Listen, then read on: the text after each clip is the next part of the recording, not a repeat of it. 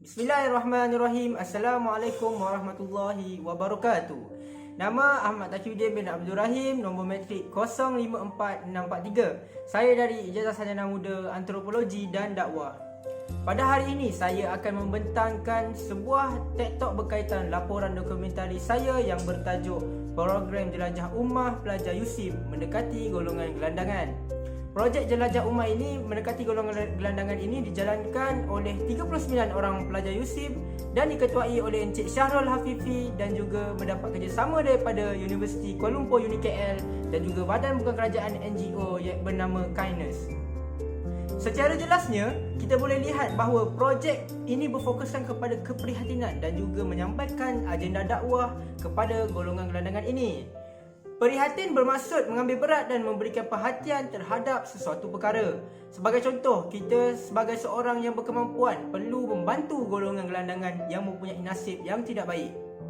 Justru, projek ini membawa nilai keprihatinan dalam kalangan mahasiswa sekaligus memberikan nilai pengajaran supaya sentiasa bersyukur dengan apa yang kita ada. Memetik firman Allah SWT di dalam Al-Quran yang bermaksud amat sedikit orang-orang yang bersyukur. Selain itu, projek ini membawa nilai pengajaran yang baik kepada kita supaya kita sendiri turun padang melihat kesusahan yang dihadapi oleh golongan gelandangan ini. Adakah makan dan minum mereka cukup? Bagaimanakah sekiranya hujan dan petir berlaku? Di manakah tempat mereka berteduh? Adakah persekitaran mereka bersih dan sihat? Renung-renungkanlah. Kita juga perlu mengutamakan sikap prihatin dalam diri kita kerana bukan semua orang bernasib baik kerana terdapat segelintir manusia mengalami kesusahan dan dugaan yang sangat berat. Nasib golongan gelandangan ini perlu diutamakan demi memastikan mereka mendapat bantuan yang secukupnya. Seterusnya, agenda program ini juga ingin menyampaikan seruan dakwah kepada golongan gelandangan ini supaya mereka tidak ketinggalan ilmu pengetahuan dan memastikan mereka mendapat keredaan daripada Allah SWT.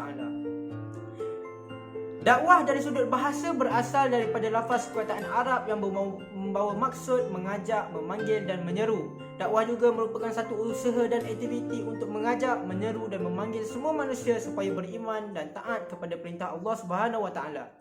Aktiviti dakwah tidak hanya tertumpu kepada golongan agamawan dan ulama, tetapi menjadi kewajipan semua orang untuk menyampaikan seruan dakwah ini bertepatan dengan firman Allah SWT di dalam Al-Quran yang berbunyi, "Kamu adalah sebaik-baik umat yang dilahirkan untuk manusia, supaya kamu menyuruh kepada kebaikan dan melarang dari kejahatan." Oleh yang demikian, menjadi tanggungjawab kita untuk melaksanakan tugas menyampaikan dakwah kepada golongan gelandangan ini hanya untuk memastikan mereka tidak tergolong kepada golongan orang-orang yang rugi.